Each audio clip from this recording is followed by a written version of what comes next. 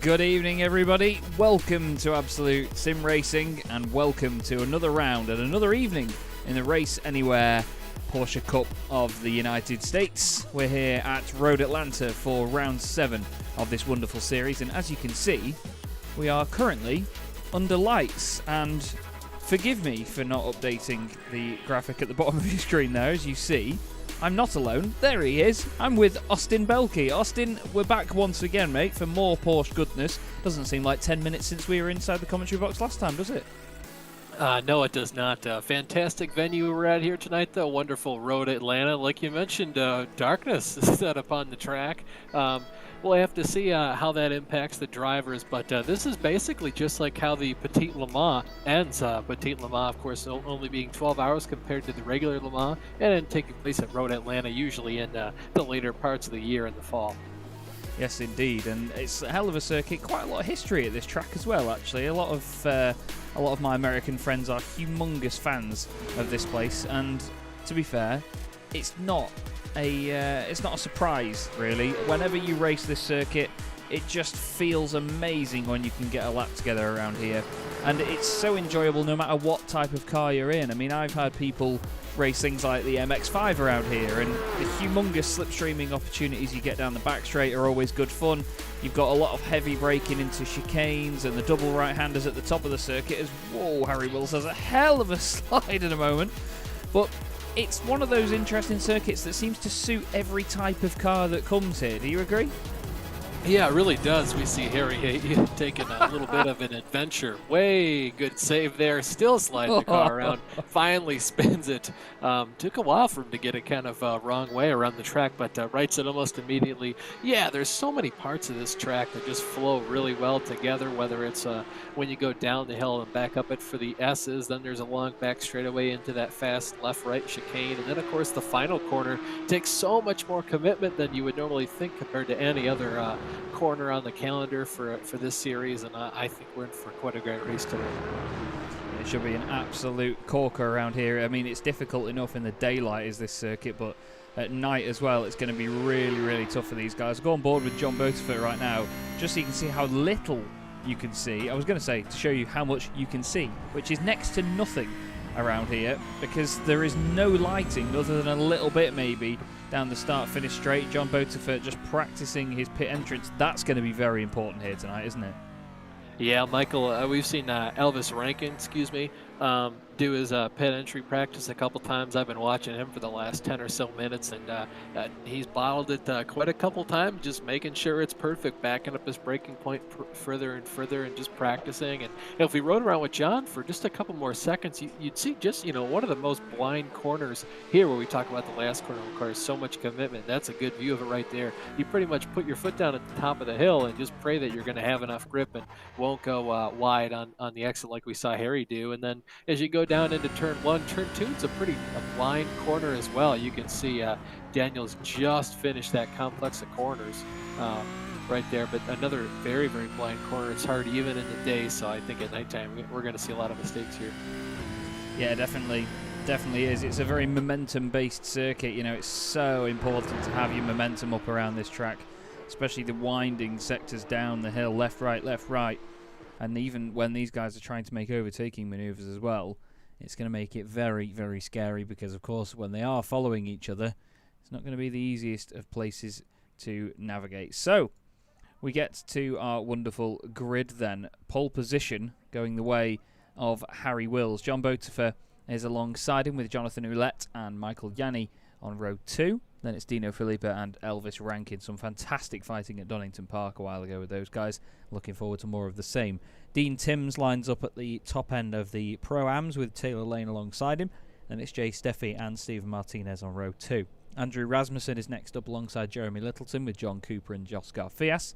Then Daniel Tenorio lines up 9th. Jason Bridges leads the AMS ahead of Andrew Hewson with Drew Newbyer and Joseph Smith on row 2. Then it's Daniel Florea, who we just saw there, alongside Gary Brown on row 3. Michael Kulaga and Eric Kulaga make it an all-Kulaga, row 4, ahead of Logan Vida, Casey Metzger, and Errol Ureksoy. So, not an easy place, as we have discussed, but to be fair, traffic is going to be quite an important aspect of this race, I feel, here, Austin. What do you think? Well, I have to agree with you. Traffic is such a huge part of what we see in the Petit Le Mans race, where usually you have to navigate the slower class cars, where you have LMP2 based cars. You know, the Daytona prototypes trying to pass some of the GT3 cars anymore. We're not going to have the GT Le Mans category, so you do see a lot of traffic management paying dividends in there. But in this series, of course, all the drivers are in the same car. So even though we do have three distinct different classes, being the Pro, the Pro-Am, and the Am categories, all the drivers' cars are relatively close together. There might be a larger range of skill, but all the cars are the exact same. So traffic management huge here, because it's very hard to make a pass when you're only a tenth or two faster than a guy in front of you, and you really need to be about 3, 4, maybe even 5/10ths of a second faster just to pass someone here. Yeah, that's it. You have to have some really, really solid pace about yourself to make sure that not only are you able to catch up with people, but like you say, you need to at least have that extra pace to make the move. I'm I'm admiring the safety car driver right now. He's driving with no lights on, which is quite an intriguing tactic. Certainly trying to make sure that the drivers get used to using those very bright headlights on the front of these Porsche Cup cars. But we've got another beautiful field once again. It's just going to be a bit difficult, I think, for us to tell them apart. However, that's part of the joy of night racing. There really is a proper spectacle about night racing, isn't there? It's very glamorous. Yeah, I have to agree with you there. One of my favorite race things you can do is race anywhere at night, whether that's like Bristol, Daytona. It's just fantastic to race at night. It adds a little bit more pressure because you kind of can't see as much, so it kind of gets your blood pumping a bit more, but always fantastic to drive. And there you see the iRacing pace car, no headlights. Indeed. He's confident. Yeah, definitely. More confident than I would be in the dark. I can barely drive in the daylight, let's face it. But there's a reason I'm a commentator, and that's one of them. Anyway, Harry Wills is going to lead us away. John Botifer in the pros. We have the Pro-Ams as well further down the back straight. A good 17 seconds back. Jason Bridges even further back than that as well at the front of the Ams. But this chicane's going to be an interesting talking point for us today, I can feel. But right now, side by side through there is not a problem. We have Harry Wills on the inside line. Car 95 is about to get this race underway. He waits and waits and waits, and all of a sudden we are underway at Road Atlanta. Fantastic start by Harry, actually. Manages to negate any overlap with John Botifer. Elvis Rankin's gone up a position around the outside of Dino Filippo. That's going to be important for him to make sure he gets some solid points out of this. The other guys just coming across the line now in the Pro-Am category. A few more of these guys, and then even a few more in the Ams here, Austin. Yeah, that's right. You can see in this one, Dean Timms gets out to a huge advantage over the rest of the field. And turn one is so critical to having a good race here.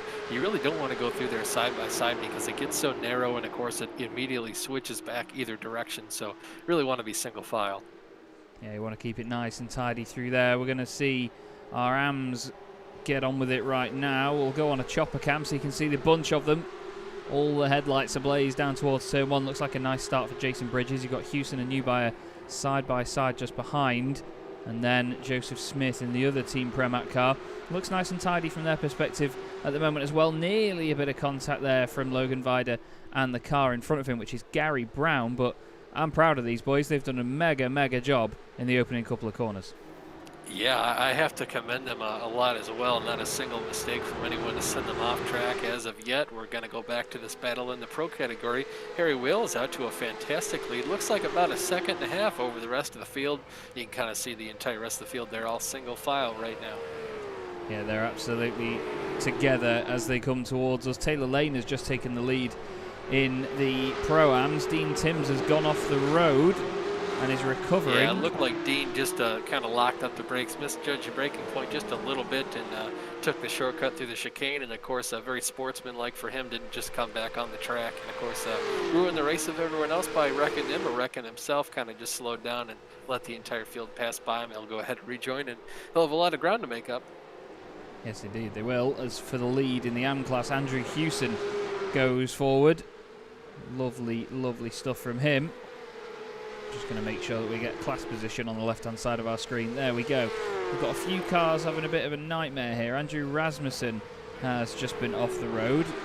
He's dropped down quite a bit. He's got a bit of damage on that car as well. Joseph Smith also having problems, it seems. He's come back on. It's hard to tell, really, where everybody is, but these pro guys have not given up here. I just checked, and they're all within a tenth of a second of each other. This is crazy stuff. Yeah, they're still right now 2 by 2 for 2 rows back, and I have to believe right now Harry Wills is loving this. He's just pulling away from the rest of the field. Elvis Rankin, though, broke out to second overall. He's the second car, pretty much the only car beside Willis, currently not locked in a battle right now. If we were to show you the advantages from one car to the next after the last lap, Wills is out to a 1.7 second lead, and right now it says Elvis Rankin. Oh, there we go. Yep, 1.7 seconds and about another 1.3 seconds back is the rest of the field from Elvis Rankin. Yeah, indeed. He's certainly got a tidy advantage so far. Taylor Lane, not so much of a tidy advantage in the Pro-Ams. Jeremy Littleton right there with him in the beautiful Gulf-coloured machine, car 31. Certainly look great, don't they, when they hop and skip their way over that curb up at turn 3.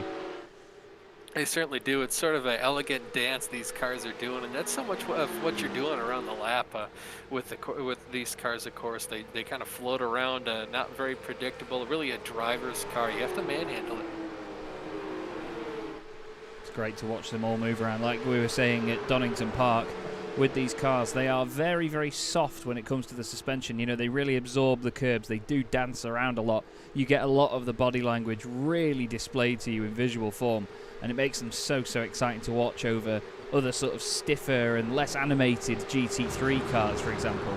But I absolutely love these Porsche Cup cars. You can see them going over the top of the hill. To be fair, that's a corner we haven't discussed yet, really. Turn 6, as you get up to the left-hand side of the hill, massive runoff on the curb on the right, but you don't always want to hit it, do you?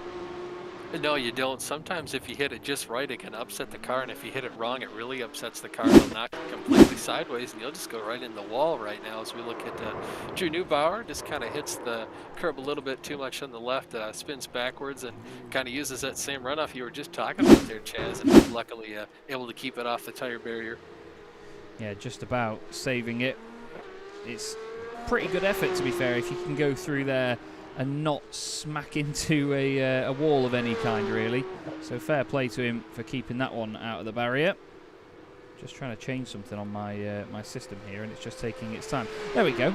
Sorry about that. Harry Will's lead, though, now is down to about half a second from Elvis Rankin, and to be honest, I think we expected Elvis to be moving forward quite quickly in this race, but not as quickly as this.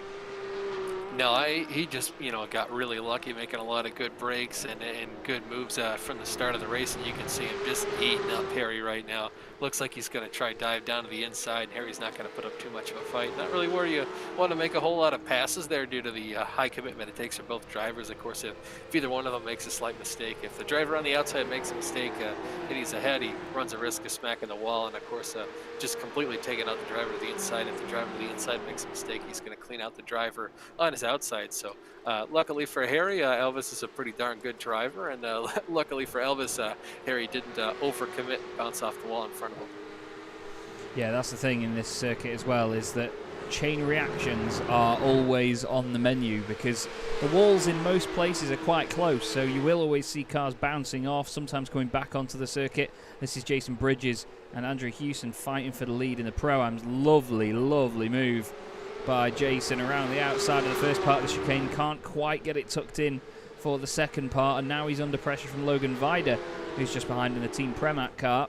Tries to go one way then the other, but the Twisted Racing Blue machine of Hewson leads the way. Down the inside again, though, goes Logan Vida, and look at that, already with just 2 corners, Hewson has started to open up a gap of nearly a second again. Shows you how important battling and momentum is around here.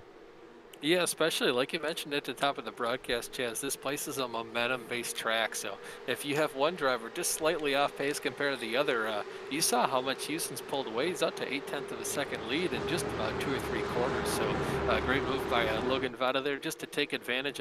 Jason's lost some momentum through that final turn of the lap, and to kind of pull the over-under and then just really commit to turn 1 there. Yeah, lovely bit of driving. And that's the thing, some drivers just always have a knack around this circuit from knowing exactly where to put the car leading into a corner and how to get good cutbacks here. like we've just discussed again, that momentum is the real killer when it comes to making overtaking manoeuvres. You'll see some drivers, when we come up the hill here to this double right-hander, they will take a very late apex in the second part of this, so they go through this long sweeping right, hard onto the brakes, and then you'll see drivers turning really late here to make sure they don't hit that curb, keep the car nice and flat, and use the advantage they've got from a good run and convert that into some decent slipstream down this straight. Harry Wills is definitely under pressure here from Michael Yanni, but one thing Michael will want to do is get rid of this man just behind, Dino Filippo. Yeah, Dino Filippo all season long really been chasing. If he isn't ahead already and winning the race, or leading at least, he's been right on the heels of Elvis Rankin and Michael Gianni, the two teammates. So he's been doing a fantastic job of keeping them honest all season long. And of course, Dino trying to make sure he can maximize on points. And like you mentioned about those double right-handers at the top of the hill, Chaz, the first one is very much open. I would say it's kind of an obtuse angle. The second one, more of an acute angle. It's a lot tighter than you think. The corners are not identical. They're not symmetric in any way, shape, or form. So if you try to take the second right-hander the same way you did the first, you're usually going to go wide and onto the grass, and that's just going to kill your run all the way down the hill into 10A and 10B. Yeah, that's it. If you get one tiny little bit wide, oh, there you go. Oh, just like we saw right there from Harry Wills. Prime example, bit too much, and all of a sudden the car is off the road again. Let's have a quick look at it. Just a bounce off one curb, bounce off the other, and suddenly he is in the gravel and into the wall very hard indeed. I'd argue that that's done some pretty substantial damage to that front right, because while that is a soft wall there with a lot of tyre barrier in front of it, they do still pack quite the punch, don't they? Yeah, they sure do, and honestly, he definitely hit the wall really hard with the right front, but I wouldn't be too surprised if there's damage to the right rear as well, the way it kind of made that second slap up against the wall. So we'll see if he pits right here. We've seen these cars take quite a few hard licks before, and the drivers were able to continue on, so we'll see if he stays out of the pits for a couple laps. Coming around the final corner now. Yeah, doesn't tuck it in so much, so must be all right for now. Taylor Lane has opened up his lead at the top of the Pro-Am category in the Fiercely Forward machine, and he is certainly moving fiercely forward in this race. He's ahead of Joskar Fias, who, to be fair, we have seen is incredibly quick. I remember some brilliant races from him at Donington Park, plenty of fun to watch. But the real fight is Andrew Hewson holding off Vida and Bridges in the AM class. This will get spicy with some slipstream. Yeah, we've basically seen over the course of the last two laps the lead that Hewson had come down from about 9/10 of a second now to only 2, and you can see those two drivers behind him hot on his heels. Down the inside goes Vida. Doesn't quite get it done. Oh, it does cut back across the apex though. Jason Bridges, not really anything he could do. And we've also got Casey another Metzger. Driver, the wrong way just behind them. Yeah, Casey Metzger looks like he just got a little bit wrong, over-rotated the car as he narrowly avoids getting hit by the two other cars in this category. I think Logan here went down the inside, and when he realised that the move wasn't done, he was so focused on it that he didn't realise that the number 34 machine of Jason Bridges was going to get his nose down the inside there. That's a real shame. We'll have a look at what happened to Casey Metzger. A little bit further back, he was fighting with Eric Kilaga. Yeah, Kilaga obviously on a hard charge up the field, made up a couple positions already. Yeah, you just see him make contact with Kilaga there, and of course just spin the car out due to just where the weight is in these machines all the way at the back. So if you kind of hit a car like that, just square axle, front axle, rear axle, the front axle car is going to usually spin out right now. We'll look at Arrow Yuriksoy though, already up to third. We saw him actually start very last in his AM category, so doing a fantastic job to make it up this far. And I do want to just quickly touch on what we saw happen to Logan there. He was odds are probably clear when he was going to try and make the cutback and set up the move on Andrew. Obviously, he knew he was a couple tenths of a lap faster, so figured that the gap would be there. And you saw, Jason Bridges just kind of take advantage of that and say, you took advantage of me when I tried to pass him. I'm going to take advantage of you trying to pass him. And just didn't quite work out for either of those drivers. And Andrew Hewson out to another large lead. Yeah, indeed. Hewson once again starting to get away with it a little bit here in the Twisted Racing blue car. I must say, I love the back of these Porsche 992s with that long sort of cyborg visor-like rear light across the back of it. Going back to the old style that they used to have on, I believe, the 939 or potentially the 959 where it's just one light all the way across the back, and it really does look so cool on these modern race cars, especially in the dark as well. Looks really space age. Yeah, it really does. Looks very Tron-esque. A big fan of it myself. And of course, you look at the front end of these cars, and it's just the same design Porsche's always had. You can't knock it because they always just look so fantastic. Just watching them move one way then the other makes me wonder how on earth do they get the car to handle like that, because when I'm at the wheel it's just going to go in a wall if I try any of that. Harry Wills might have been in a wall. Oh, well, he's already gone around at the top of the hill there, and then he tries to get back on, and I think there may be more of an issue here.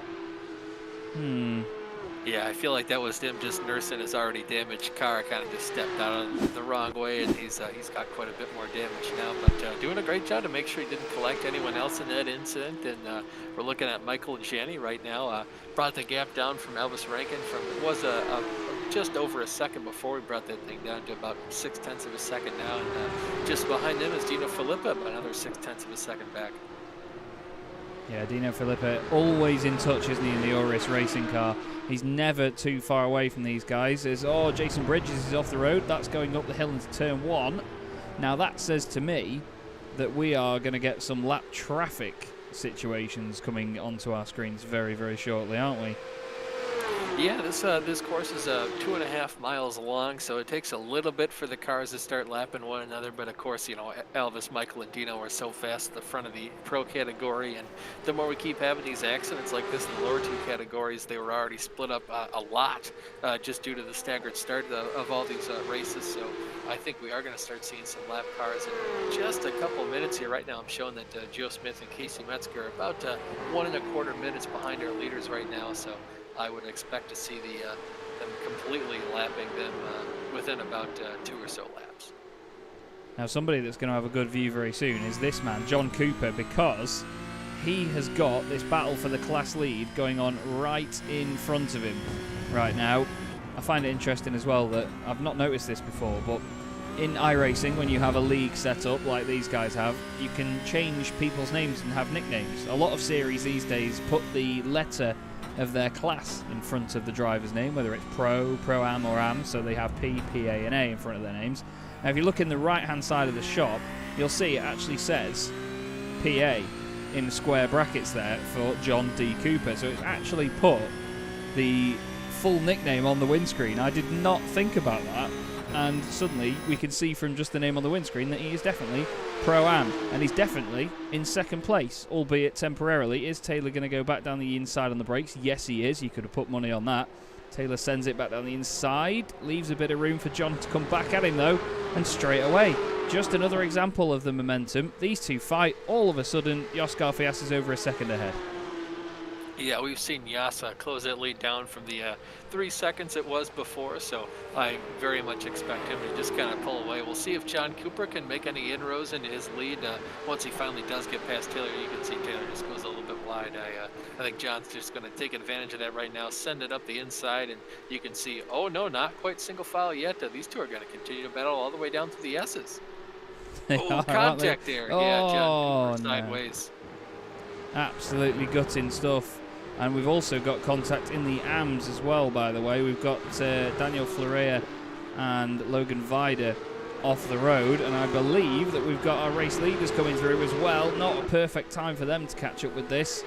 We'll have a quick look at what happened with those guys as well as what happened with John Cooper once again. So side by side, John's around the outside of Taylor. They then cut through. Oh, Taylor loses the back end. John sort of checks up but still kisses the back. And that's all it takes to upset the front end of that car. Let's have a look at what happened to Logan Vida here, Austin. Oh, just, well, turns in. Yeah, he just got cleaned out by the driver to his inside. I think that might have been, can't be Florea. Who else is in those cars, but yeah, just a little bit of contact, and it's so easy to do that when you're coming down the hill. It's very easy to misjudge your braking mark when you're trying to outbrake someone like that. But we'll go back to leader in the pro category overall, Elvis Rankin, as we now look at the battle between Dean Timms and Jeremy Littleton for 4th place in the pro-am category. Yeah, apologies, a little bit sporadic with my cameras this evening, but these guys, the closest two cars on track, although they were when we looked at them, and now there's half a second between them, and suddenly it's these guys that are the closest together, and once again it is our class leaders and overall race leading trio. These guys were an absolute joy to watch at Donington Park and have been a joy to watch all season, and again, just the battling is so close. I mean, they've got another, 11-12 seconds over Jonathan Ouellette behind, and still doing that while chasing each other down, potentially defending and negotiating traffic. That's ridiculous. Yeah, and the traffic negotiations are only going to continue to get tougher and tougher. Right now they're passing the slowest drivers right now, the ones that have been making mistakes, and you can see them pulling off, being cordial and letting them on through. But I can promise you folks at home that's not going to continue for the entire night, because some of these guys are going to be battling for position, like we're going to see Errol York, so we probably do to Andrew Houston in a couple short laps. Kulaga, Gary Brown, I assume, Jas Garfias, if he's having to defend from Daniel Tenorio or even John Cooper, he's not just going to pull out of the way of these guys. No, certainly not. A lot of them will not just dive out of the way whenever there's a sudden pair of headlights behind them. They have to certainly pick the right opportunity. Harry Wills is off again at the same corner. He's had a bit of a rough night so far with just that corner alone. Does carry on again, but it's not been his night when it comes to that. Now this is Jason Bridges, 5th place in class at the moment. Gary Brown just in front of him. And he's trying to chase him down. Now Taylor Lane has dropped off the road as well, I'm afraid. He's also losing a bucket load of time. And he's done it in the same corner. It's again just one of those corners that catches people out all the time. Yeah, well, the cars are already on edge all the time, and you're already having to manhandle these things, even just in some of the slow speed corners. The amount of corrections we have to see these guys make, just every single corner a little bit more left and put a little bit more back to the right hand, full opposite lock here and there. And coming over that hill, there's already a huge elevation change, and you get over those curbs, and those curbs just upset the car even more. And if you just hit them ever so wrong, it just spins the car out. So we've seen Harry Wills do that a couple times, and of course I think it's just going to continue to catch these drivers out because it's such a difficult corner. Yeah, it really is. It's a very tough one to get right. There's a bit of a blink in and out there for Taylor, and I'm pretty it sure says he's manually disconnected, so he must have lost some internet there. Just Alt F4. Yeah, straight away, completely gone for a second. That was a bit of a strange one. Usually on iRacing, one of the sort of positives but also sometimes negatives about it is you have to have the car stopped and hold any sort of button to get out of the car and get it off the road. But sometimes if you do Alt F4 straight away, that famous old shortcut, then the car does instantly disappear, and he is indeed dropping down the order when it comes to the overall standings. But it's still Elvis Rankin leading the way, but only by 3.5 tenths of a second from his teammate Michael Yanni. But once again, Austin, we find cars 1 and 2, P1 and P2. Yeah, just behind them is going to be car number 9 of Dino Filippa. Dino doing a great job staying on these two drivers just ahead of them to make sure that they can't get too far ahead too easily. Just ahead of these guys, though, Jason Bridges currently in the 4th position. We just saw him overtake Gary Brown right there in the 5th spot. You can kind of see that was the driver that just went wide in that first part of the S's there, following your leader in the pro category and overall, Elvis Rankin. We're going to see Jason looks like he's diving out of the way for him right here in the next corner or two. Going to be nice to these drivers as well, like Gary was, and no, he's going to stay in front of us. Just what we were talking about too. These drivers don't just jump out of the way whenever they can. They're just going to wait until it's the most convenient for them, and sometimes they still don't. Well, that's it. At the end of the day, they're having their own race as well, but a lot of it, usually when you get a faster class in multi-class racing, they would rather the cars that they're lapping be more predictable and not sort of change their line and purposefully get out of the way. As if you see that there, Michael Yanni has to filter in behind the lapped car just in front, that being Jason Bridges, and now suddenly Dino Filippa is all over the back of him again. And look at them down the hill through that final corner, terrifying corner. Normally, look how close Michael Yanni was there to the back of the car in front. Both of them sticking to the inside line through turn 1, bit of trail braking as they go on their way. But wow, oh wow, that was very close there. And may I just say as well, the purple highlight on the back of that Apex Racing Academy car really highlights how monumental that rear wing is. As whoa, nearly more contact there with the 66 machine as well of Eric Kulaga. Yeah, Eric Gulaga just barely in front of these drivers. He's also, 4 seconds behind Errol York, so he's trying to catch up to Errol. He's trying to stay in front of Jason Bridges just behind him, so he doesn't just want to dive out of the way like you mentioned. So Elvis Rankin just loving this, out to about a second lead now. It was only 0.3 of a second over his teammate, and then Dino just behind those two drivers. So look at, again, how much wheel input these guys are having to put it in on a regular basis just to navigate this circuit. Great to see on board. I love onboard shots of cars like this because, especially with all the gearbox noise and all of the drama of it on board, iRacing's shake as well, which they added a few seasons ago, really does make the spectacle even more realistic. We've also got head bobbling and all sorts now, but look at the amount of inputs and corrections and everything these drivers do. I mean, we've said it before about being able to tell when they're on direct drive wheels, the way that the wheel kicks back at them and you see their hands dance around every time they touch a curb, but these guys showing even more right now why they are some of the best in the world. Dean Timms has had an issue, I'm afraid. Austin, talk us through this one. Yeah, obviously going up for the S's, you can see just grabs a bit too much curb there just before you make that final left-hand turn to go up the rest of the hill, and that just upsets the car a little bit too much. We're going to go ahead and slow this down. You can just see you want to put your, right side tires just like the driver ahead of Dean right there. He just grabs a little bit too much curb and upsets the car, and it's going to go ahead and throw him off into the gravel pit here. No harm doing though. He's able to get it slowed down just before he hits the barrier there. Able to use the runoff road that connects, sort of the second half of the circuit to the first, so he can use that to go ahead and reset himself and luckily escape on that. Now, I wanted to ask your opinion on something at this point, Austin. Now, with gravel traps in sim racing, of course, comparing them to the real world, that would have been Dean's race over there. That would have been completely it. The car would have been beached, we would have had a safety car, all sorts, while that car got moved out of the way. What are your opinions on the gravel traps in sim racing being so easy to drive through? Would you rather them stop a car dead as it would in the real world, or do you think that should be something we can mess about with? Because I feel that could be a case of maybe realism gone too far and sapping the fun out of things.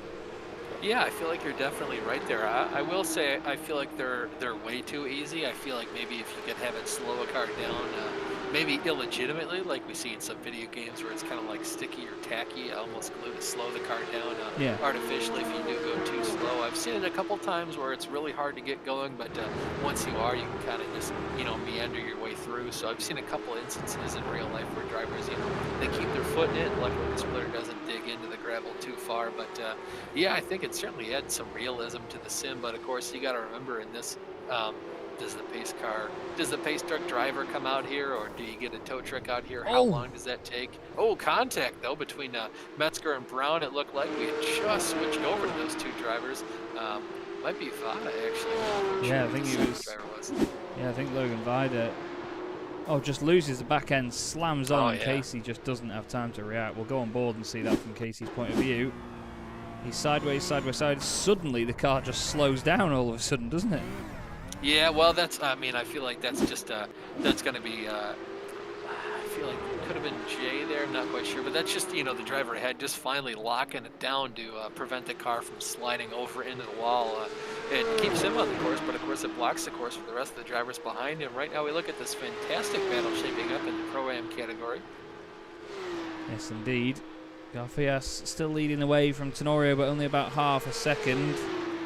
And this, of course, was about 5 or 6 seconds just a couple laps ago, probably 10 or so. So these guys doing a fantastic job right now, kind of coming closer and closer together. And I can assure you, this isn't Yas just taking care of his tires, saving fuel this hard. If you see a driver doing that this hard, it's he's not making it the rest of the race. We haven't even come to our first pit stop yet, of which I think there should only be one pit stop. Should see drivers coming in at about the 40-45 minute mark or so, I feel like. Yeah, I don't think we're going to be having too many of them. Harry Wills has had a couple of off tracks tonight, and I'm afraid this is one too many. That's going to end his race there. I feel like going pretty far airborne. Able to get the car turned around pretty fast though. Might still be able to have a race-worthy car.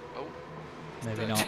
Right a little bit too fast there. Nope, that's definitely suspension damage. That might be a meatball there. We'll see if he comes back on track or not. But yeah, he obviously a little bit too much commitment there coming out of the final corner.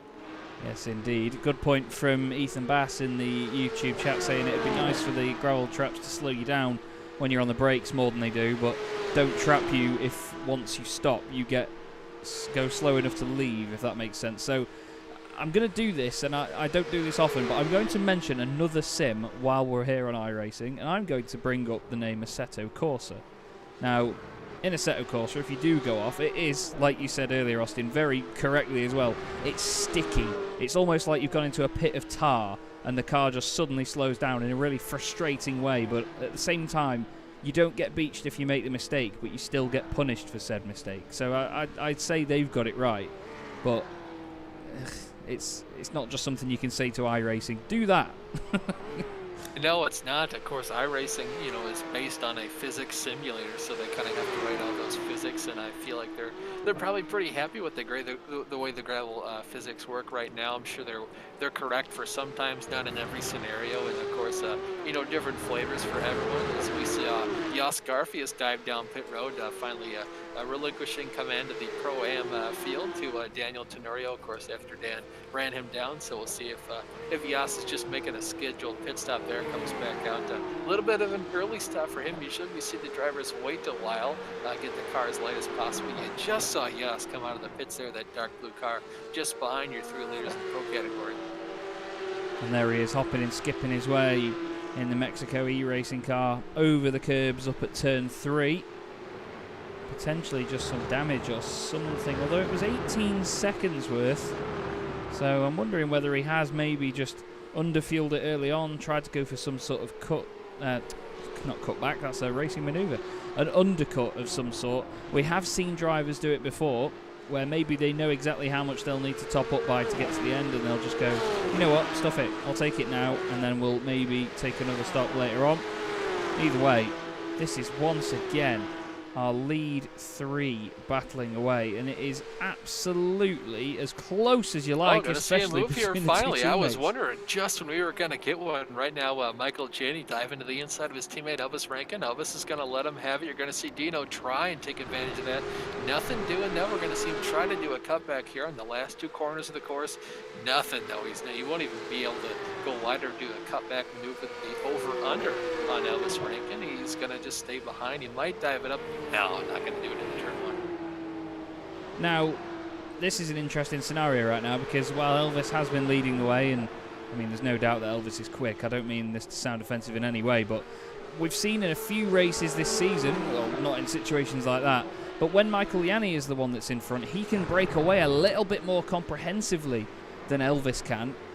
And I think with Elvis letting him through, that might throw the win away here and give it to Michael, but it depends on what ground he can make, because the slipstream is so important.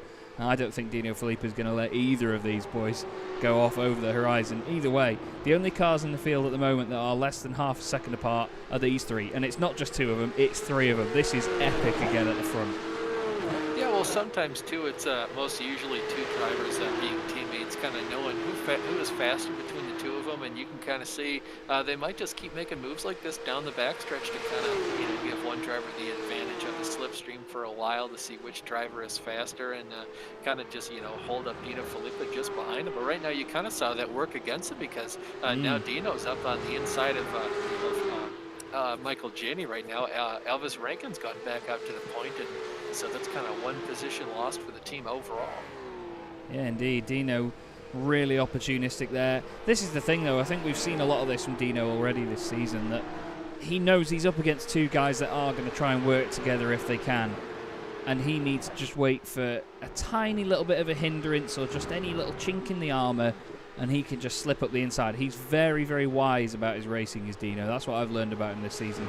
He can happily just sit behind a driver, try and analyse where they're quicker than him, where he's quicker than them, and he will make the right decision every single time. It doesn't always work, but this is motorsport. You've still got to try it, and he has a lot of tricks up his sleeve. So he's right behind Rankin now, closes right up through the double right-hander, and again stays with him. Michael Janney not quite able to stay with them through that sector. Let's see what Dino can do in the slipstream, because sometimes when it comes to a race like this and you've got fuel to think about, you might be happy to just sit behind, maybe fuel save, but no, not Dino. No, obviously he's going to poke his nose out, try and dive down to the inside. It looks like Elvis is going to let him have it. No cutback needed. He's going to see, say, all right, Dino, let's see what you can do out front. See if you can wear out your tires and maybe use a little bit too much fuel. Oh no, pitting right now. Wow. Maybe that's why Elvis kind of let him through. So a lot of drivers choosing to do an early pit today. Oh, One no. car bounced off the pit road wall. Ooh, Dino. Oh, that was the 53 machine, went in a little bit too hot there into the wall. That was Stephen Martinez, who had just been off the road. Oh, Dino will be absolutely fuming with that one. Just a little mistake there by Martinez, and he's just absolutely clouted the wall. So he comes down the hill with these guys in front. Turns it left. Oh, clips that first bit of the wall, which pushes him into the second bit. And then, to be fair, Dino was just trying to get out of the way. Elvis He even hit Elvis Rankin too, did Dino, so Elvis having some damage as well.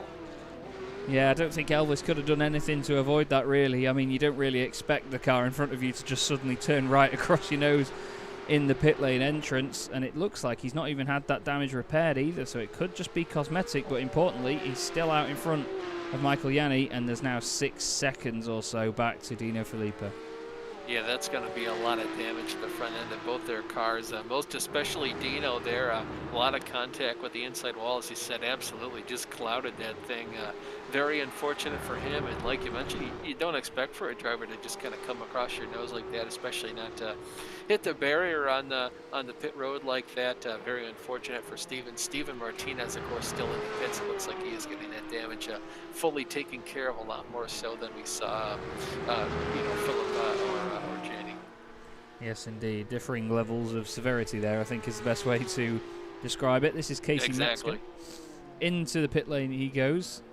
Bit of damage on his car as well. His next rival is Andrew Hewson, who's nearly half a minute down. In the pits, though, they've been spending about 46 seconds from end to end. So I predict that Andrew will probably be ahead of him by the time this is done. He's already coming out of the final chicane now. He's been leading the class for most of the race, so he'll be very happy to retake that lead. And to be fair, Casey Metzger's not even got started yet in terms of driving down the pit lane. Obviously, he had that problem earlier, so that will hinder him a lot. Oscar Fias. Oh, hello. It sounded like there was a car around for a second there. Not quite sure who that was. Let's have a little look. Dino Filippo. Dino Filippo's gone off the circuit.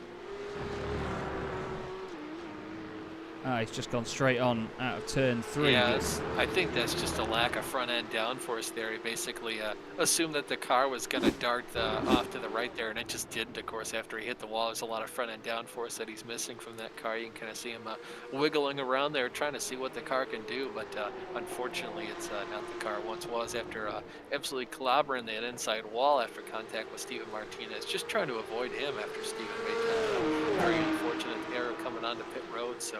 still a lot of straight line speed out of Dino right now, but certainly not the downforce he once expected to have in that car, and I feel like that's why he probably went off the course.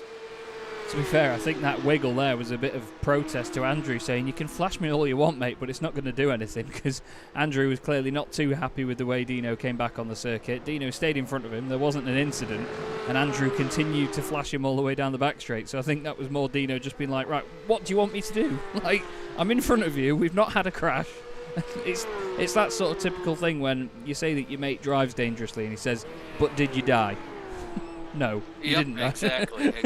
Yeah, and I feel like Dino just kind of knew right then and there, like, look, buddy, I'm faster than you. I'll just pull away if you give me just a couple seconds. I'll gap you by a couple tenths, and he did just that. Right now, though, it looks like Jas Garvias and his undercut might have worked. I don't know if he took less fuel or if he just kind of maximized the in-lap and the out-lap. Maybe he had a lot better traffic by pitting earlier compared to Daniel Tenorio just behind him, but now we do see that gap that was almost nothing before Jas came into the pits, up to about another second, so we'll see if Dan can do anything about that in the next couple laps.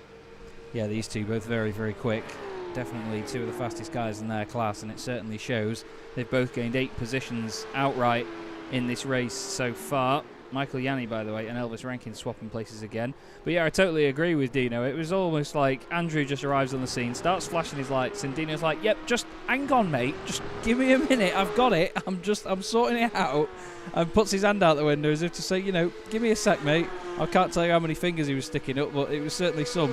But either way, they've both carried on. It's just a real shame that Dino's race has been affected like that, but we still get to see these two fantastic Apex Racing drivers go at it at the front of the pack. Quite exciting news. I'm going down to visit the Apex Racing HQ on Friday down in Corby in the UK, taking a drive down there. But they're certainly a team that in many ways is expanding a lot. They've signed a lot of new drivers to the Apex Racing Academy as well, lots of young talent, and it really does show how important sim racing is becoming now, because even sim racing teams have academy teams similar to your Red Bull driver programs and your Ferrari driver programs. It's very, very cool, I think.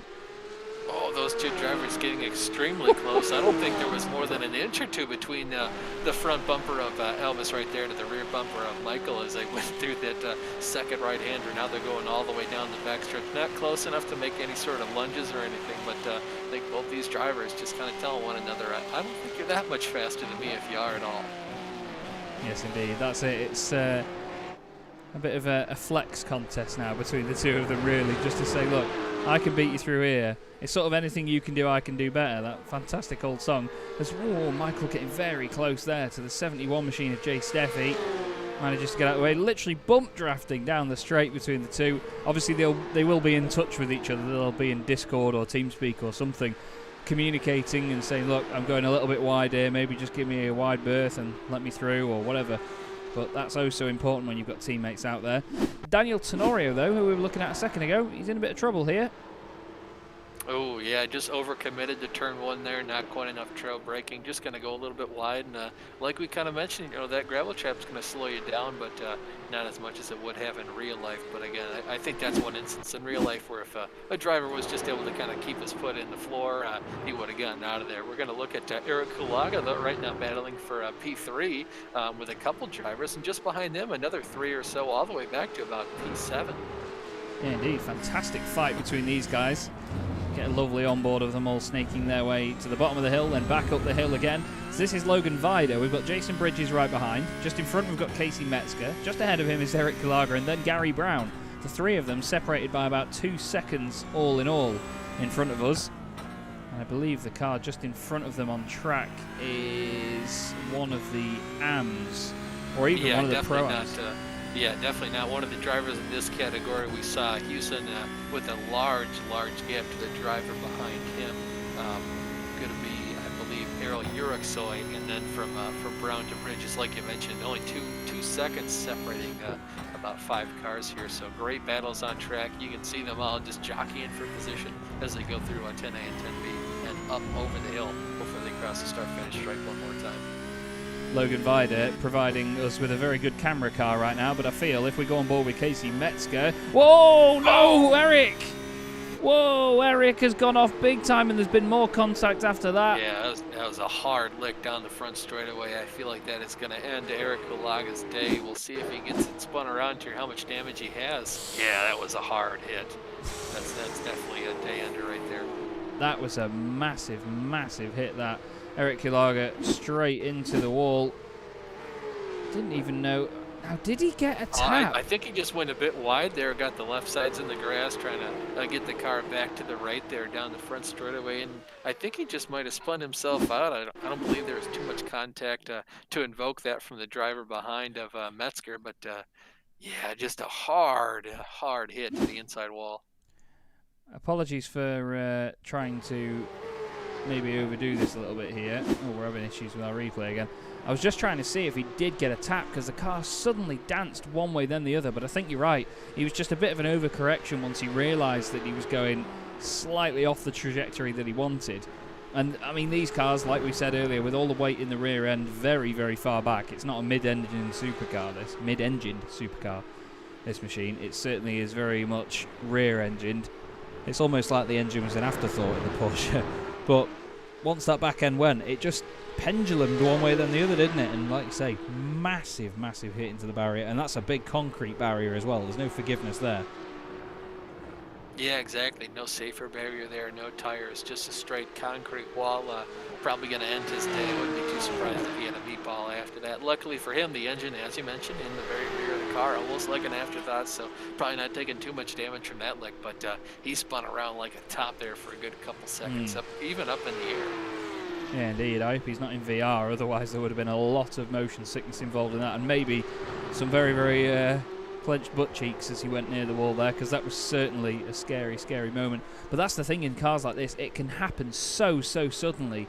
Even when you've just built up the confidence over the course of a race. He's done nearly 42 minutes as, whoa, big slide. Oh, I think that's... Florea just yeah, Florea. Big moment there, but to be fair, that was a hell of a save as well. You don't often save it when that happens, do you?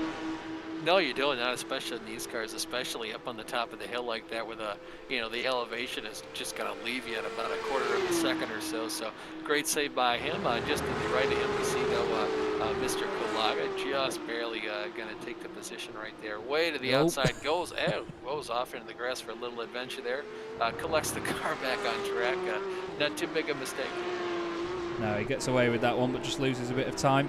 Still more battling going on here. Gary Brown, Casey Metzger and Logan Vida still fighting for third place. The last podium spot in this class. We're nearly at the 45-minute mark here.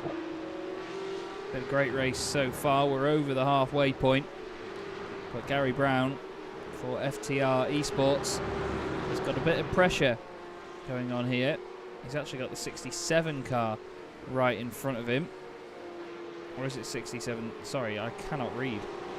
Cannot read it all. That is John Boatesford. It is John Boatesford just in front in the Alpine Stars Geodesic racing car. So he's not technically racing him. He's a few laps ahead by now, but he's just got to worry about the guys behind, because he could have been held up a little bit there, but luckily for his sake, he wasn't.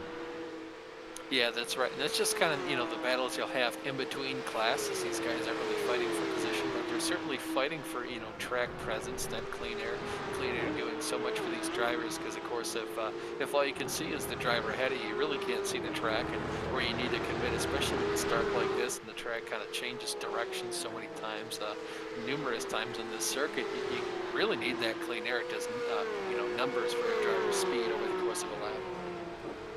Yeah, that's it. There's so many pivotal points on older circuits like this that are just so important to a lap time, and then in race as well, in race spec and race pace, they just matter so much too.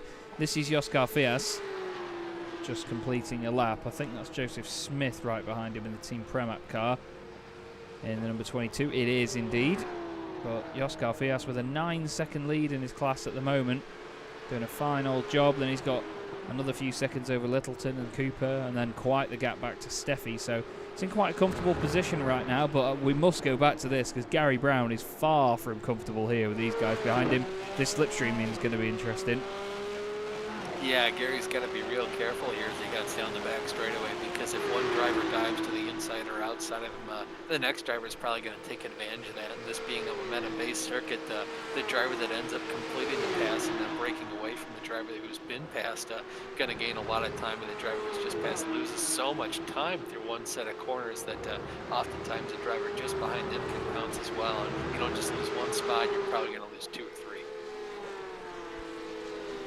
And that was Metzger going through. Logan Vida now the car behind. Well, Casey Metzger gets himself into a podium position in class. Jason Bridges into the pit lane in the high side Hustlers Motorsport machine. So maybe another stop for him. I think maybe some of these guys doing quite short stops here, but not quite sure why that would be. It's not always that bad of an abrasive circuit on tyres, is it? Well, sometimes it is, sometimes it isn't, with the amount of high-speed corners these guys have, mixed with the low-speed ones. You really do chew through tires sometimes. It really just depends. But looking at Jason Bridges, just checking his lap times here, of course, there is no qualifying. These drivers are gridded in reverse of their points.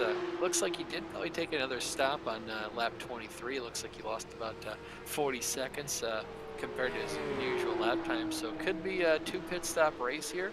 Could also just be the car's not really handling to his liking. He could have also just under-fueled it, of course, in a stop. Maybe his crew chief was programmed to do the wrong thing. Maybe he thought that the race is going to be quite a bit shorter, so it just really depends. Yeah, it's funny actually with obviously, it's easier to sort of leave the maths to somebody else sometimes when it comes to setup. I was doing some work today, sat in Discord with a friend of mine just on the other end, as you do, and he decided to do a race using a third party, let's just say, and it underfueled him by about half a race, and he could not figure out for the life of him why, because when he applied said setup again, it was fine with fuel, so he wasn't quite sure what the situation was, but it was entertaining from my side, but not from his. Yeah, it always really sucks to have that kind of happen, especially when you're doing really well.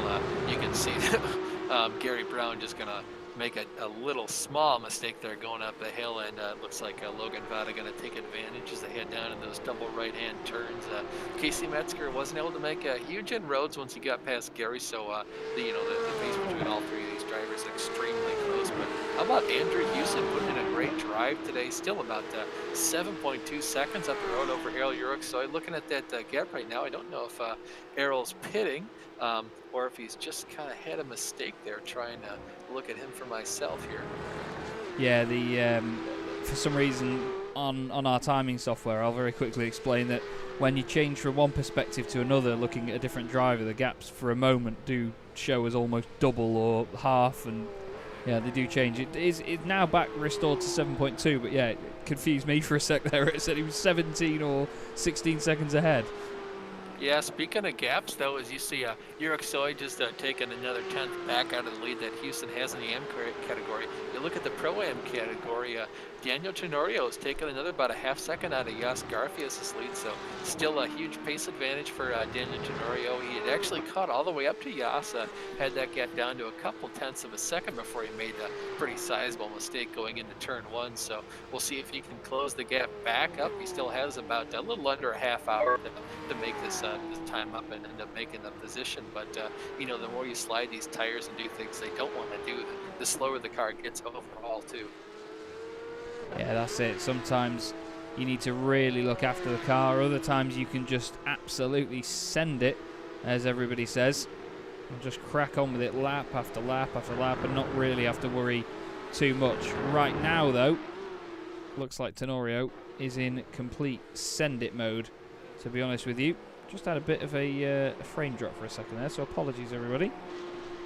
Yeah, well, he's got a 6-second advantage over Jeremy Littleton for the last spot on the podium, and of course, if he does end up losing that spot, there's another 3 seconds back to John Cooper, another driver we saw fiercely battling for the lead until he had that sizable mistake as well a lot earlier in the race to kind of knock him back the 17 seconds we see right here. So John still, of course, a fast driver. We saw him in a fantastic battle last week at Donington for those 2 races. Those were pretty fantastic. Yeah, they were indeed some really, really cool races between those guys. Jason Bridges has just had an issue, I'm afraid.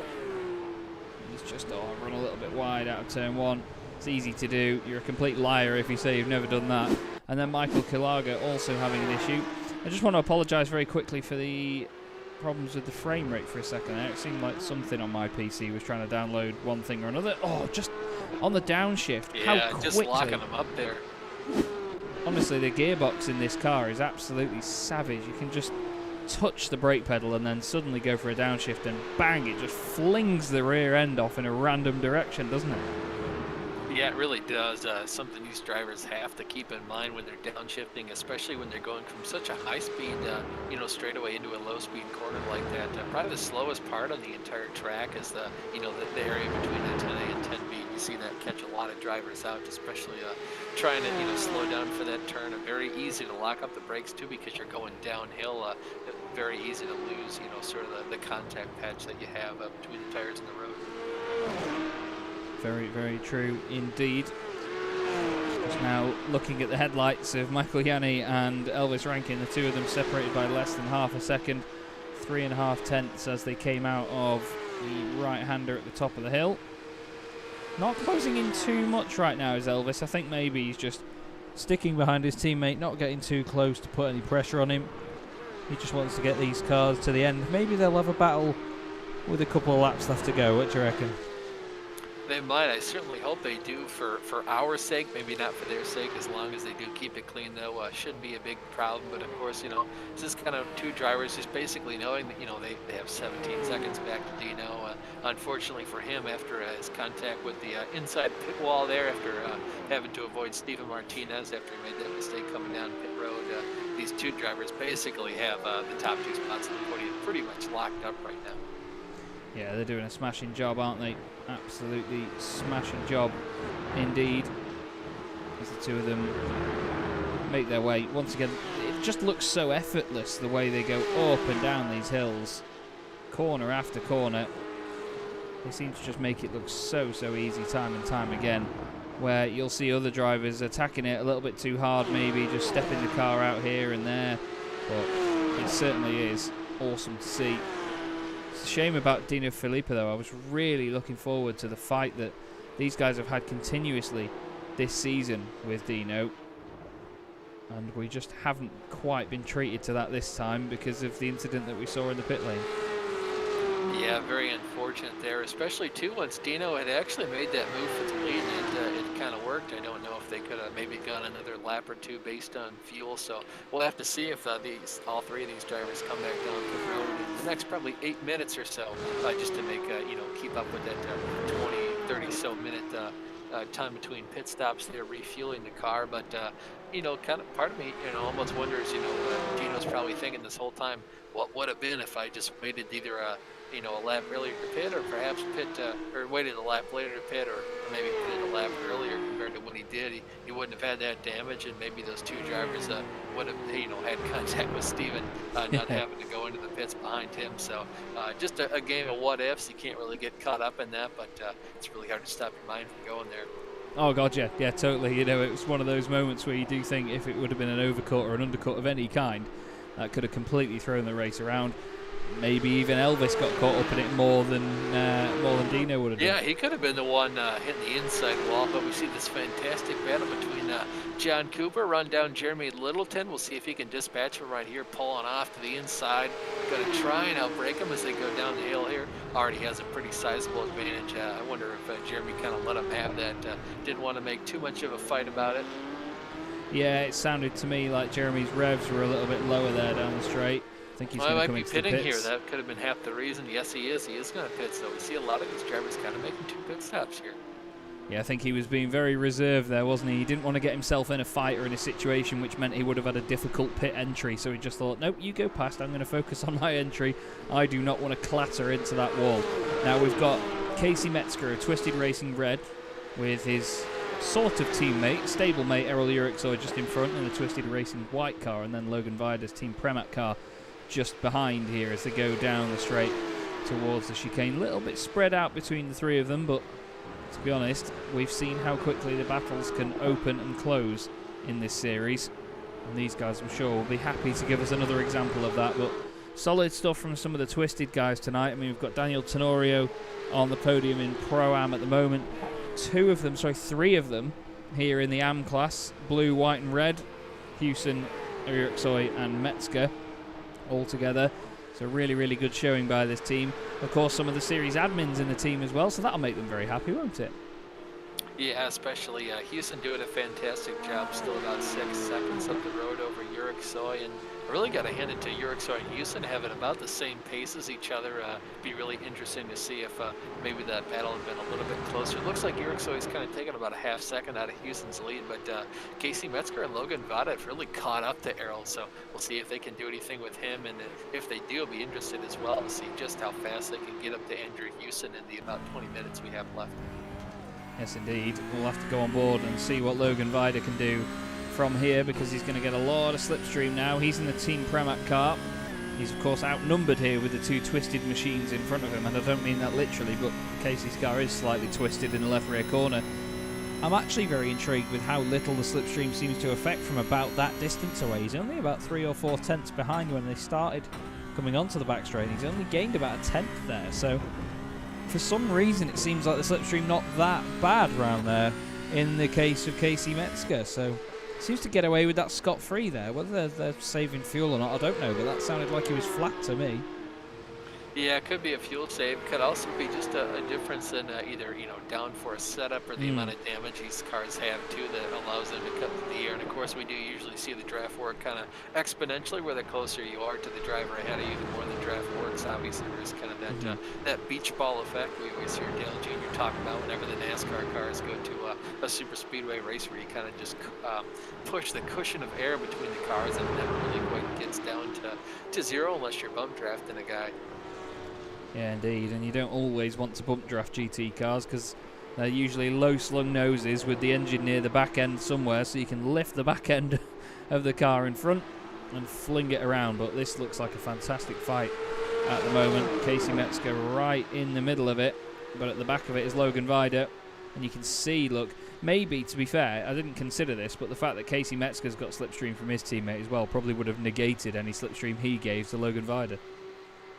Well, you would think that, yeah, but of course sometimes there is that double pocket of air that just allows the drivers to kind of catch one another, but that is something we didn't think about too.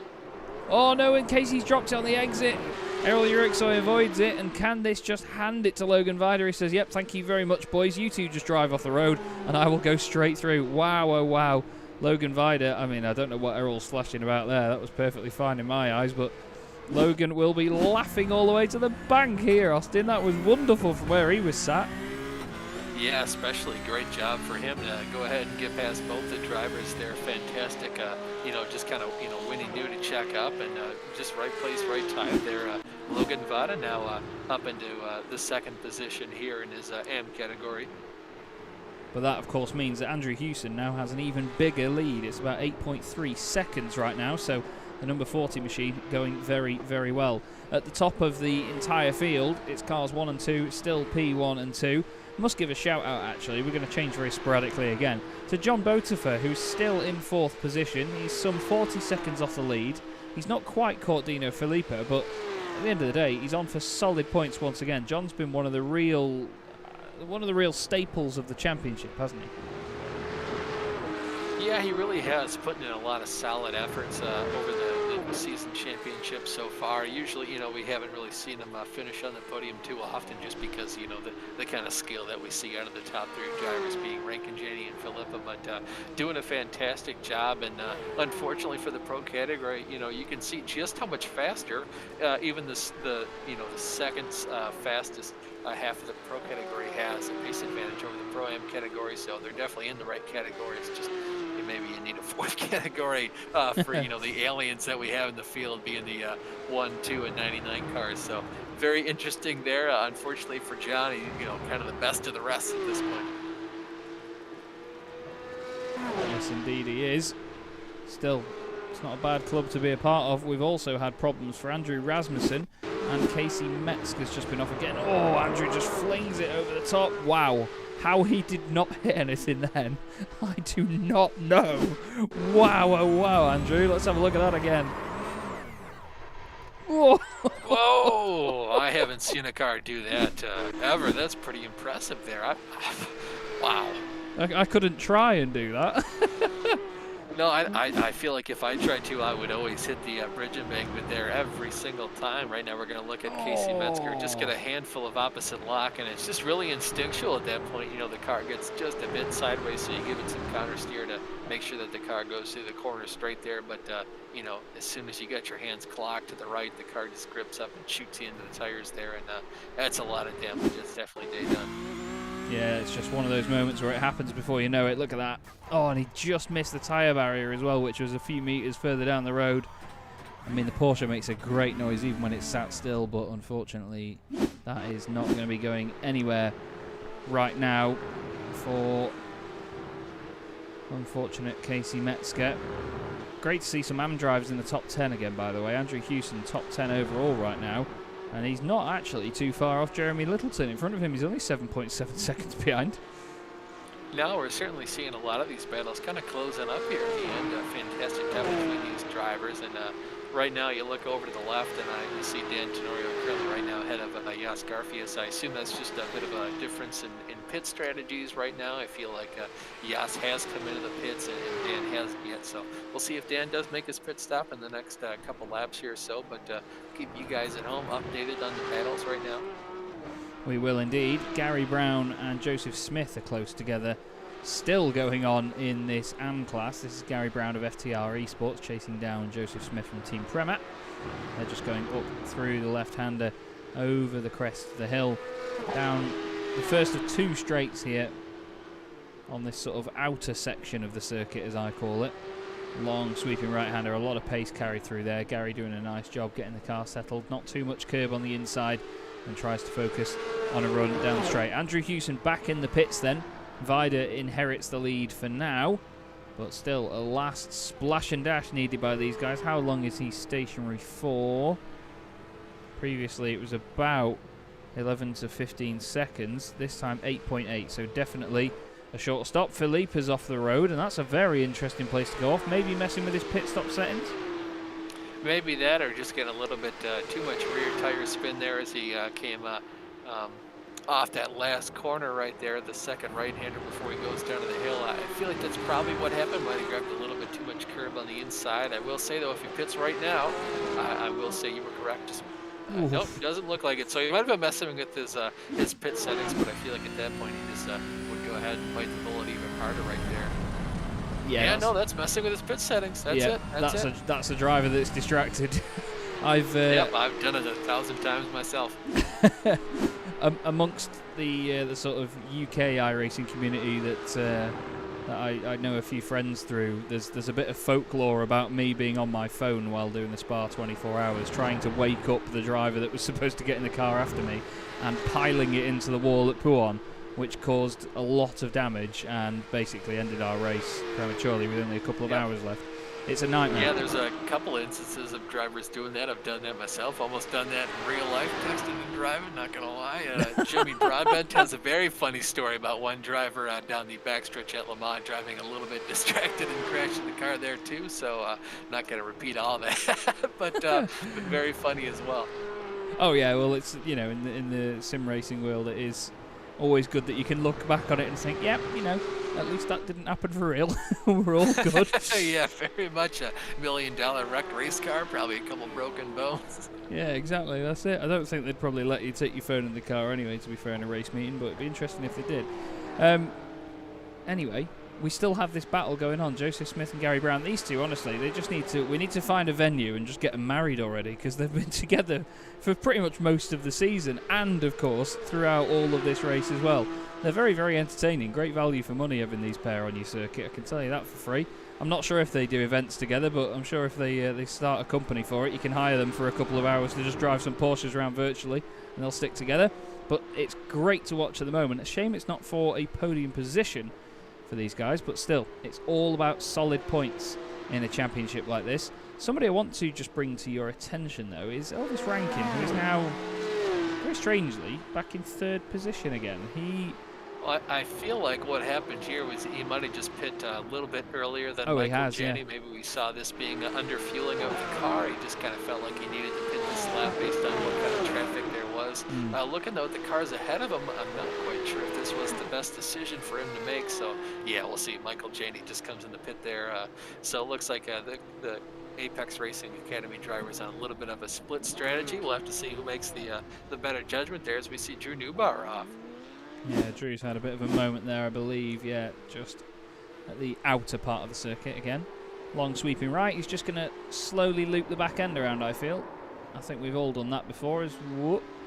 Just make sure that he lets it roll off the circuit. Now, everyone always goes on about make sure you hold your brakes if you have a spin and so on. That's the perfect time not to hold your brakes because it aids the car in getting off the circuit, doesn't it?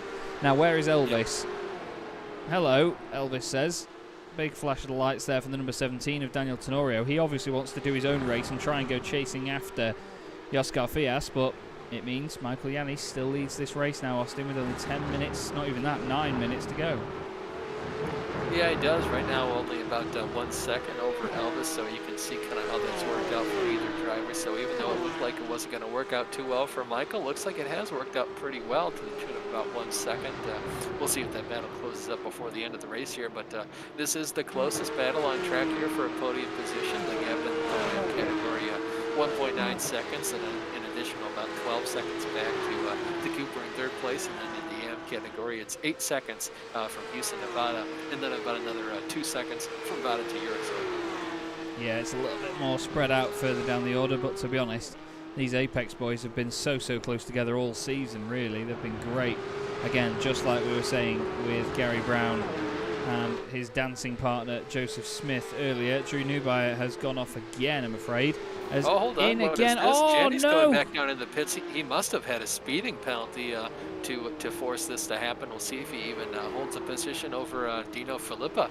Expect Dino, he's only about 26 seconds behind him right now.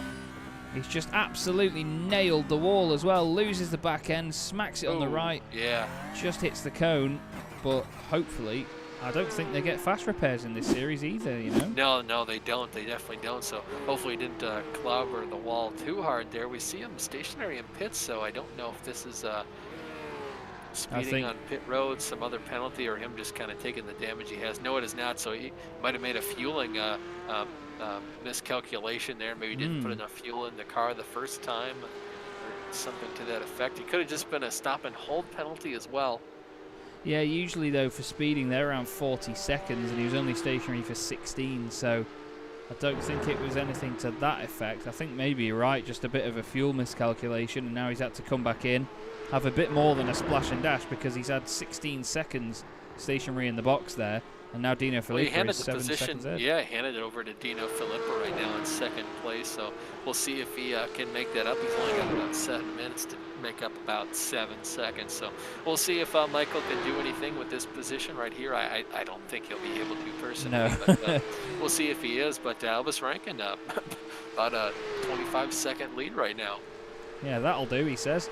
But yeah, I agree. Michael is very, very fast, but I don't think he's a second every minute fast over Dino Filippa, to be honest with you. No, that's about 1 and some change of seconds per lap, and I don't feel like they had that much pace over Dino, even with their cars how they were before, and I feel like right now Michael's probably got close to the same amount of damage overall compared to Dino. Of course, Dino having a lot of damage on the very front end of his car, and right now Michael has a lot of damage to about only the very right side of his car. I don't think he hit the wall on the left side.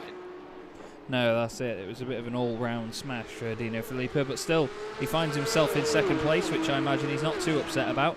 Now, Daniel Tenorio, this man right here, has got one car between himself and Oscar Fias. That blue car just in front wow, yeah, is the class we leader. said it probably wouldn't happen. It was about, what was it, 6 or 7 seconds, just a couple, no, I think it was about 2 seconds, just about 2 or 3 laps ago right now, just behind our overall leader right now, hunting down Oscar Fias. We saw him do this a little bit earlier in the race before he made a mistake into turn 1, just kind of swapped ends of the car. He's currently made up for that mistake. What a drive it would be for him to go ahead and take this lead back. That would be absolutely epic. He was in the pits for about 6 seconds less than Oscar Fias, so the pit stop definitely helping him out. Not that there's anything wrong with that. He's certainly made this an interesting battle right now, but the man that's not making this so much of an interesting battle is Elvis Rankin. Elvis needs to get a move on here and go past Oscar Fias, but I don't think Jos wants to give it up because he's thinking, well, no, because that's my lead battle right behind you in car form. Daniel Tenorio is absolutely tenacious at the moment. Well, right now, I feel like Elvis doesn't even feel like he needs to make this this move for position right now. No. For position, just for a clean track, he's kind of just set to ride around wherever he wants to. Looking at the gap between him to Dino Filippa, it was 28 seconds. Just a second ago, as we see a car going off, that's going to be Dan Florian just behind these guys, currently 5th position in the M category. But, you know, 5 minutes left in the race. It's only going to be about 3 or 4 laps, maybe 4 worst case scenario before the end of the race. I don't feel like Elvis needs to do anything. He could probably just go ahead and let Daniel by. No. He would probably be better off to let him by right now before he ends up getting wrecked by Daniel spinning out and just hand a win over to Dino. Oh, Dan will be saying, look, mate, this isn't your battle. Get out of it. And that was a scary moment there. There was contact. Elvis got a knock to the left-hand door. Just knocked sideways slightly, but it's held up Daniel Tenorio now. The gap is 1.1 seconds. I'm surprised he's not constantly flashing his lights saying, look, mate, you and your number 1 car showing off. Get out of the way. Just crack on with it. Yeah, move over so I can go ahead and get my position right here. You've got a 25-second lead. Let me go ahead and make this lead mine. Yeah, exactly. So, Daniel Tenorio, can he get it done? That's going to be the question now. As you can feel the drama of this car as it goes up the hill. It'd be very, very interesting. And he has got out of the way. Elvis dives out of the way. He thinks, you know what, yeah, maybe it's not my fight. I've seen what he's tried to do to me. So now Daniel Tenorio is unleashed. Elvis is going to sit behind him and go, go on, lad, get him. He's going to just egg him on from the back seat of his Porsche. Yeah, you wanted this so bad, now you got it. I'm letting you at him. Get out of my way. This is fantastic. Great situation. Oscar Fias, though, his heart has just sunk. He's just seen that on the relative, the little black box in the bottom right of your screen that shows you the gap from car to car, and he's thinking, oh no, please have mercy. But no, Daniel Tenorio will have no mercy whatsoever. Oh, will he? Oh, he's got a little bit too hot into there. Surely that's going to be a slowdown penalty. Elvis tries to get out of the way. There's contact. Man. Oh, mate. Oh, boys, it's all sorts of messed up. Yeah, he brought that second 1.2 second lead down to 0.8, and then down to 0.5 tenth, and now it's right back to about 1.2 seconds. He saw him kind of pull over, let Elvis by. He did come on the radio in the all drivers chat and apologize to Elvis for getting back in his way there, and that's probably just what Elvis didn't want to have happen. Is look, I slowed down to let you by. Now I got to slow down to pass again after you make a mistake. Not quite what either driver wanted, but Elvis still with the 25-second lead, and I'm sure Dan's got to be somewhat pleased with a P2. Good recovery for him, but of course another one of those what could have happened. Yeah, you know the meme of the guy where he's sort of stood looking confused with all the question marks around him. That's Elvis Rankin right now. He's just thinking, what the hell do you want? Like, I've let you through. Do you want me to let you by, or do you want me to pass you? Or what's going on here? I gave you this spot, now you're giving it back. Yeah, I've let you pass, mate, and now you're just throwing your car at me. Another driver spinning out in between 10A and 10B. I'm not quite sure who that was. I think it was Logan Vada. No, Andrew Rasmussen, a very similar colored livery between those two cars. Andrew just spinning out, getting the car righted now. I think that might even be turn one, you know. I think you were right. I think you were. Who else was it that went off? Logan Vida. Yeah, it was Logan Vida that went off. You were right. I knew it. You got it. Oh, we've seen that a few times tonight, haven't we? The inside car is the one that gets turned around. Well, that's just, I mean, you mentioned, the engine almost being an afterthought when they were kind of looking at the car from the front to the rear. All the weight's in the rear of the car, so if the two cars hit, where's all that weight transfer going to go? Of course, the inside car, if he is, behind the outside car right there, just going to see the inside guy spinning, as we saw just what happened to Vada right there. Yes, indeed. We've had another issue for Drew Newby, I'm afraid, as well. He's been off the track too many times for his own liking. He's gone a little bit hot into the right-hander. I think he's just going to, gets on the power a bit prematurely and loops it around. Yeah, there's not much you can do right there to kind of get the car back on the track. You've almost got to kind of set it straight and hope you eventually get back onto the pavement there, because if you try to put any wheel into it all, you're just going to wreck up. Well, imagine Elvis Rankin giving up another 2 seconds to Dino behind him. Still, nothing going to happen. Probably get the white flag this time by if he didn't already. I don't feel like he will, though, because he's got about another 20 seconds before he crosses the line, so it'll be very close. Yeah, I think he's just backing off a little bit. He's going to let this one slide. I don't think he wants to do another lap. Yeah, I've tried to do that before, but iRacing still just said, you weren't supposed to cross that. I intentionally slowed my lap down by about 6 or 10 seconds to see if I could just end the race, and it didn't let me. Has he? I think he did. I think he's pulling off to the inside, knowing that he's just won it. So we'll see if any other drivers do that, or if he's just kind of prematurely celebrating right now, just kind of doing his cool-down lap as the last lap. He's definitely carrying on. I think that was a fuel save. That was a dump of the clutch to fuel save there. He's let that car through, and he has to do another lap. We have not had the checkered flag come out, so Elvis has to do another lap. I think that's why he was trying to slow it down. I think he was worried about the fuel here, because that back straight, that demands quite a bit of fuel. Yeah, he has given up a lot of time to Dino behind him. We say give another second away. We saw him give another 2 seconds away down the front stretch just before that, another 2 seconds. So I feel like you're right. I feel like he's later on the upshifts, earlier on the downshifts, or excuse me, vice versa. Yeah, he is indeed, and yeah, this certainly doesn't feel, it's fast. Yeah, no, it's still fast, but you can kind of see those rev lights on this dash here not lighting up as fast as they normally would, and he's kind of just going to let his foot out of the throttle here. Coasted all the way down the hill and just barely roll across the start-finish line. There you go, yeah, massive, massive dump of the clutch as he comes down the hill. And Michael Yanni's had another an issue. second. Yanni's had a big Oh, crash. Jenny! Yep, he's had a big one. We'll have to come back to that because Elvis Rankin takes a very, very intriguing victory at Road Atlanta. What a brilliant drive by the young American. Awesome stuff. Dino Filippo, he's going to be very happy, I'd imagine, to come home in quite a comfortable second place here, Austin. That was certainly not the way he wanted that race to go, but he'll take the points, I'm sure. Yeah, definitely after what he saw have happen to him earlier on pit road. Such a dominant performance, just kind of lurking right there, kind of saving his tires, saving fuel. I feel like he would have been sitting very pretty for the last couple laps of this race. You see Michael Janney, I feel like he just gets a little bit too much of the inside curve there and over-rotates the car just at the top of the hill before making his way down. You see Jeremy Littleton just barely kind of snake to avoid him. And Michael going to get the car righted and finish this race off. We see Jas Garfias not quite cross the start-finish line yet, but the next driver to cross is going to be Andrew Hewson. And Andrew takes the win in the AM class. Brilliant stuff for Twisted Racing Blue. Car slowing down in front of him there.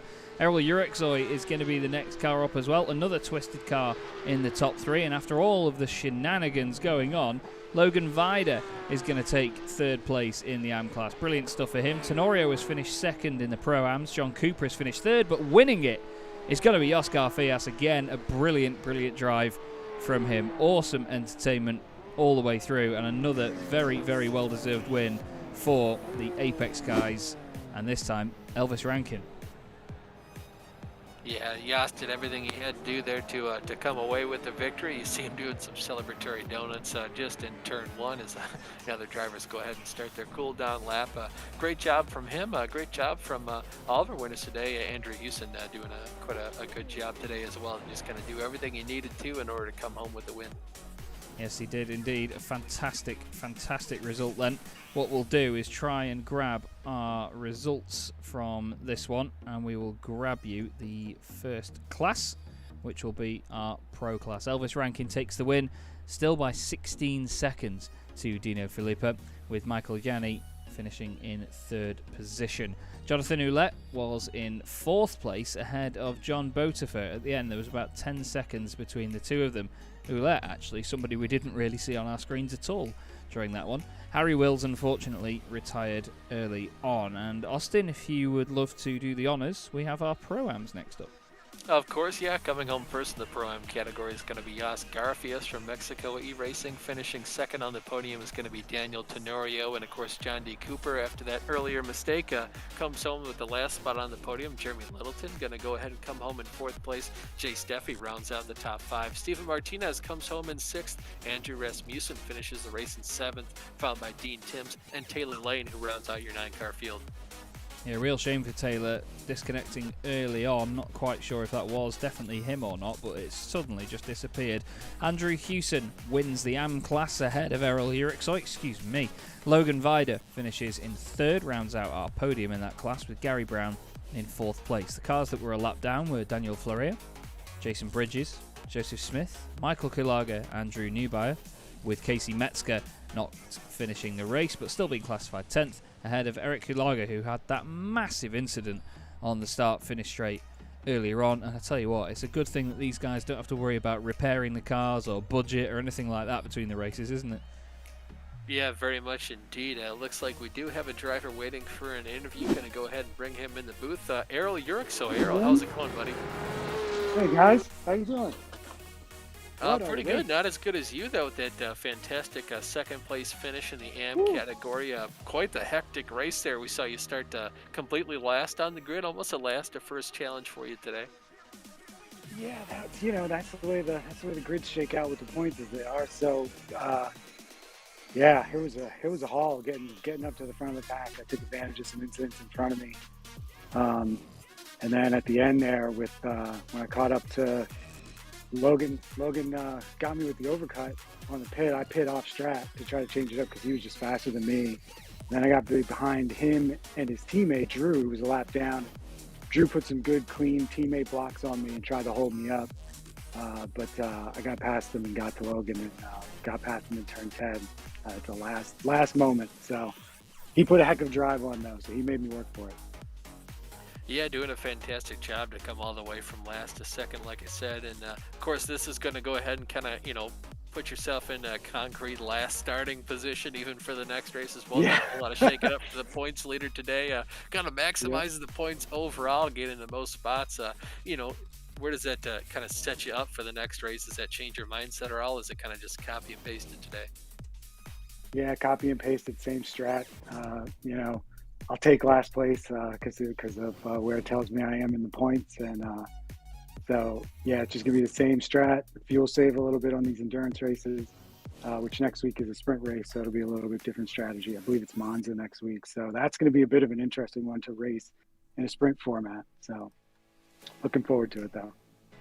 Yeah, very much. Before we go ahead and let you off the hook from your interview, is there anyone you want to thank for your P2 run tonight? I'm gonna say thanks to my wife, obviously, who's a little sick right now. Say thanks to my teammates helping me out there, giving me some guidance while I'm running the race. So yeah, thanks to everybody. Well, thank you so much for your time, Errol. We're going to go ahead And go thanks to to the you. driver who finished first in the AM category. Next up is Andrew Hewson. Andrew, great job tonight on the win.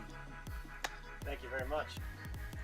Kind of did everything you had to do there. Got off to a pretty comfortable lead, about 6 seconds over Errol and the rest of the guys. You saw the driver in P2 kind of changed somewhat often, but you just kind of kept the gap about 6, maybe 5.5 seconds like you needed to. Yeah, this track is all about just being smooth and finding a rhythm, and I got into it early because I got pretty good distance from P2, and I just tried to stay focused on what I was doing and don't worry about what was behind me. Yeah, indeed. Obviously good points haul today. How does this kind of set you up for the next race, starting more towards the back than you did earlier today? And what does this look like for the championship for you guys? Unfortunately for me, I had some real life things get in the way and I missed a couple races, but I'm here just to represent Twisted and get some wins and have some fun and help out my teammates where I can. And I'm still down quite a bit in the points, but it's okay. I mean, it's a blast to be out here, and I really thank Harry and all the guys for putting this on for us. Yeah, very much so. Congratulations on your win. Is there anyone you want to thank for your performance today? Always my beautiful wife and kids. They put up with my weird habit that I have, and they support me through it, and I really appreciate that. I want to thank Harry as well for giving me a place and a name to race for. So, Certainly, once again, congratulations on your win here today. thank you. That was Andrew Hewson, the winner in the AM category. We're going to go ahead and talk to our winner overall. First time I think we've talked to him all season. Great to have him here, Elvis Rankin. Elvis, you got a copy? Yeah. Hey, man, congratulations on your run tonight. Overall victory. What a tight battle you had between your teammate and of course, just before that, Dino Filippa, before you had that incident in pit road. Yeah, it was really, really weird. I don't know. I think it's just so sketchy from the pro class, from following AM or pro AM drivers in, and it just gets all bottlenecked up. And I guess that was a case of the AM driver just made a mistake and Dino reacted, but I had nowhere to go. I didn't even know the AM driver wrecked, so nothing I could do. It's a shame, but it was definitely not an easy race for sure. Yeah, we saw you kind of getting hounded by Michael throughout the entire thing, just, about 0.3 of a second behind you. So eventually you kind of fell back to third place, I believe, when Michael got ahead of you. And I think, Dino challenged for the lead there just before you guys went into the pits. Were you guys kind of playing any teammate games between you and Michael there? I think we're genuinely, we understand that we're supposed to work together, and it's too early for us to play games in that situation, and we're just riding, just waiting for the pit stop. Yeah, it was definitely no team games in the second stint. It was just us two lapping and talking and laughing, and it was definitely a lot more fun than I thought it was going to be the second stint for sure. But then the third stint was all back on the pressure because I was going to be short on fuel, so I had to heavy fuel save, so I was barely able to make it, which was scary, I guess you could say. But yeah. Yeah, it's always a lot better time when you kind of just sit around and joke with a buddy who's in the same race as you. I was just going to ask, it looked like you were kind of heavily fuel saving there at the end. It turns out that was something you were doing. Was it just a whole lap short, or maybe just 1/10 of a gallon or so? It was a lot. It was like 3 liters. Okay, so definitely. It was way too much. That's Yeah. A sizable amount to be comfortable, and thank goodness there you had a large enough gap at the end you could feel safe, because if those guys are on you there at the end, you're probably going to come home third. yeah. It was just a split-second decision in the first stint to underfuel to maybe compensate for the fuel saving that they did, and I just overdid it. So, oh well, lesson learned. I mean, it wasn't really going to be worth it in the end because draft was just going to pull us all back together, and yeah, it was definitely not the right play, but I made it work. Very much so. Is there anyone you want to thank for bringing your Apex Racing team car home on the top spot? Yeah, for sure. Want to thank, of course, Apex Racing team and all of our sponsors, SDK Gaming, Apex Racing Academy, Virtual Racing School, Sim Pewters, and big shout out to the Academy team guy, Janie, for, I know we haven't done any interviews the whole season, but stepping up the entire season and we've been building decent setups, I felt like, and this is one of the more underprepared races, probably the most we've had all season, and still with a couple hours of prep, and we still are able to be competitive, which is a good sign coming into the last 3 races. And obviously with the Bro Before the 24 coming up and Daytona 24, our prep time won't be limited, but we'll give it everything we have. Yeah, very much. Kind of mentioning the next kind of big races on the calendar. Well, Elvis, thank you so much for your time. It was great to talk to you. Yeah, cheers, guys. That was Elvis Rankin, your winner overall and in the pro category, doing a fantastic job here today, Chaz. Yeah, absolutely awesome stuff by Elvis. I mean, him, Michael, and Dino, they've really been the class trio of the field so far this season. And I mean, we're at round 7 now out of the, I believe, 10 weeks that we've got in this series. So it's not too far from the end now. Before you know it, we'll be there for that final round. But either way, it's certainly going to be interesting to see how the points balance out with those guys. Is there anybody that you have down as a particular favourite for that? Not really anyone out of the order. I feel like, I'm just going to be excited to see how it plays out, and a fan of the series and the championship. No, I totally agree, mate. Totally agree. It's too hard to call at this moment in time, even with only 3 race meetings left. But that, unfortunately, is all we have time for tonight, everybody. Thank you very much for watching indeed. We really do hope you've enjoyed the show. Thank you to my wonderful co-commentator, Austin Belkey. It's been an absolute pleasure. As always, thank you to all the organisers, the drivers, and everybody behind the scenes at Absolute Sim Racing. As for now, though, have yourselves a wonderful evening. My name's Chaz Draycott, and I'll see you again very, very soon. Have a good night, everyone.